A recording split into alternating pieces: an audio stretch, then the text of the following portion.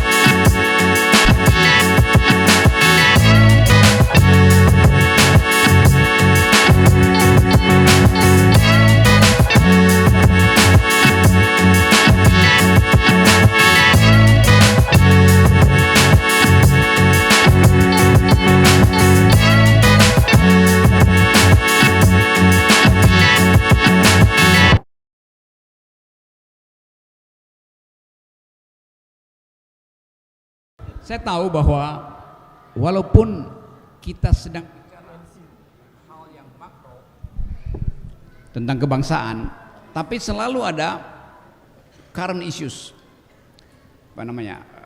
hal yang hari-hari ini dipercakapkan orang, soal Perpu, soal Anies, soal ekonomi. Satu poin aja bahwa Halo. Ini kenapa nih? Ya lanjut. Bisa? Oke.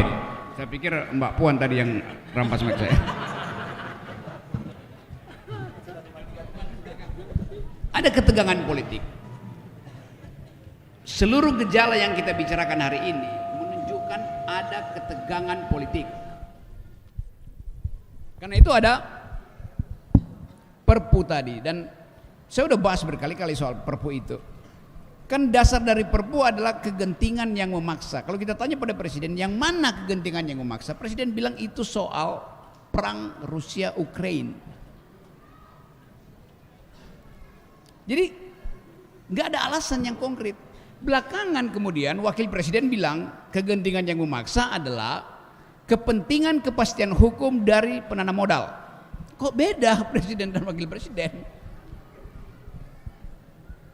Kita tanya lagi pada saudara Bahlil, dia bilang kegentingan yang memaksa adalah 1.200 triliun yang antri untuk masuk Indonesia tuh, investor asing. Jadi yang mana kegentingan yang memaksa itu? Ukraina, Rusia itu 2 minggu ini Rusia udah minta supaya ceasefire.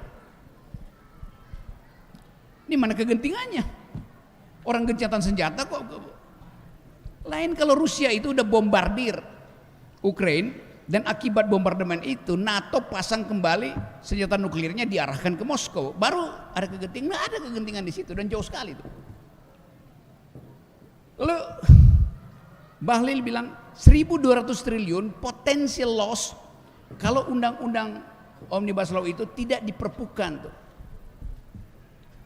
1.200 triliun itu di mana? Ada MOU. Oh, itu Memorandum of Understanding, itu bukan deal bisnis. Itu bukan kesempatan, itu MOU kok. Oke, saya mau masuk. Jadi norak keterangan itu tuh. Nggak ada kegentingan yang memaksa dari 1.200 triliun yang masih angan-angan. Di mana kegentingannya? Lain kalau misalnya investor asing taruh 1.200 triliun di Indonesia per hari ini, cashnya ada di rekening Menteri Keuangan. Lalu mereka tuntut kepastian investasi dijamin oleh undang-undang Omnibus Law. Itu namanya kegentingan memaksa. Ini dia belum masuk. Kan namanya MOU kan nggak ada akadnya di situ. Jadi ditipu. Nah karena itu saya katakan ini bukan kegentingan yang memaksa, tapi memaksakan kegentingan. Supaya ada alasan untuk menekan hak buruh. Jadi kalau dibilang Indonesia nggak ada uang surplus. Mungkin sekarang ada 400 triliun di kas negara. Kenapa nggak diturunkan? Kenapa Presiden bilang nggak ada uang? Karena itu kita mesti undang investor asing. Sangat mungkin uang itu akan dipakai tahun depan untuk beli suara. Jadi kita mesti mencurigai akhirnya. Seluruh kebijakan negara kita harus curigai, kita nggak bisa manggut-manggut. Karena tadi nggak ada partai oposisi. Kalau ada partai oposisi kita tidur-tidurnya aja tuh, karena oposisi akan bekerja mengawasi pemerintah. DPR bilang dia adalah watchdognya pemerintah. Kenapa dia menggonggong ke rakyat? Dia nggak menggonggong kepada presiden. Mana suara DPR tentang Omnibus Law? Semua partai di situ setuju Omnibus Law, kecuali PDI, Demokrat dan PKS. Nah sekarang kalau sistem proporsional tertutup yang diusulkan oleh PDIP, seluruh partai justru anti itu. Kan mendua kan sikap partai itu. Itu yang kita kritik tadi itu. Soal rahasia-rahasiaan pasti adalah.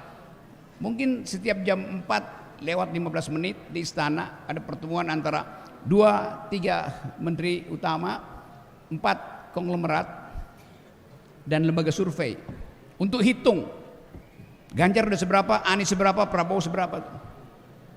Tapi itu adalah konspirasi untuk membatalkan hak rakyat mendengarkan langsung suara dari capres-capres itu. Curangnya begitu. Kita nggak tahu apa yang harus kita pilih. Jadi banyak saya bisa bocorkan, tapi nanti kena delik saya. Tapi dengan analisis kita tahu. Jadi kalau disodorkan hari ini, inilah daftar calon presiden kita. Kita bertanya, dari mana?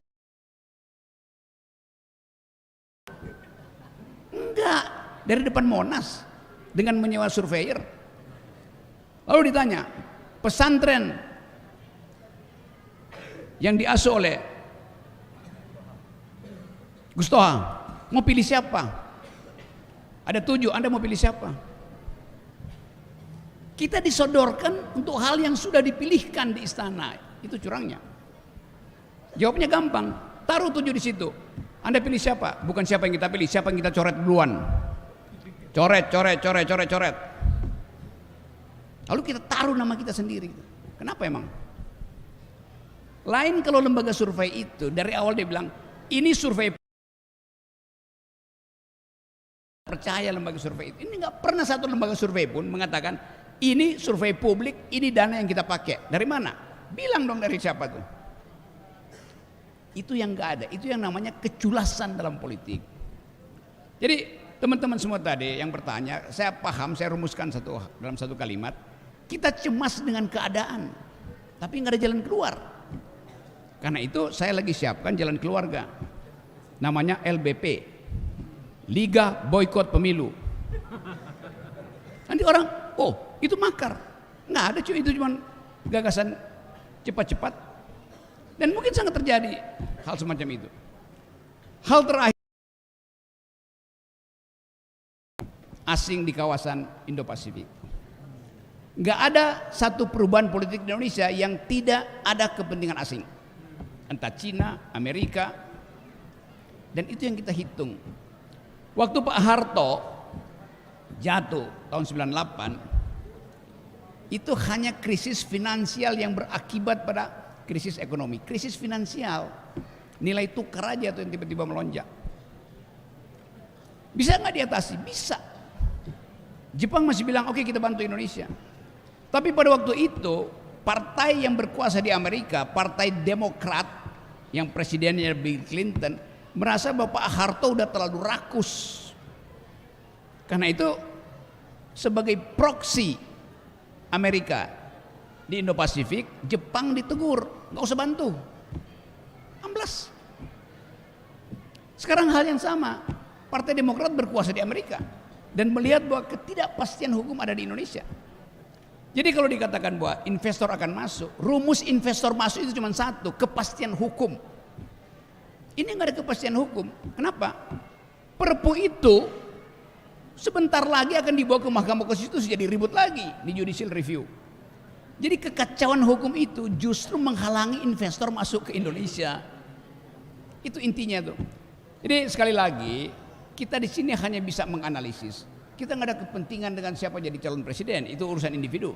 Tetapi kalau kita punya kepentingan dengan calon presiden, kita mau uji dia pertama kali bukan elektabilitasnya, tetapi etikabilitasnya, moralitasnya, kedua intelektualitasnya, baru elektabilitasnya tuh. Jadi undang semua capres datang ke sini, uji moralitasnya, uji intelektualitasnya. Elektabilitas itu urusan lembaga survei itu. Nah itu pentingnya tadi kita mulai persiapkan siapa yang akan kita coret dari daftar itu ya. Yes, undangin. Jadi sekali lagi terima kasih banyak karena dimungkinkan kita bercakap-cakap secara terbuka di sini nih. Ada mahasiswa bisa bicara sesuka-sukanya tuh. Ada orang yang mau jadi pemimpin, dia bertanya, siapa yang bisa kita contoh? Jangan contoh mereka. Anda ingin saya kenalin Anda dengan orang di istana, justru hindari mereka. Gitu. Karena lebih banyak iblis di situ daripada malaikat. Terima kasih. Baik, terima kasih Bung Rocky. Masya Allah.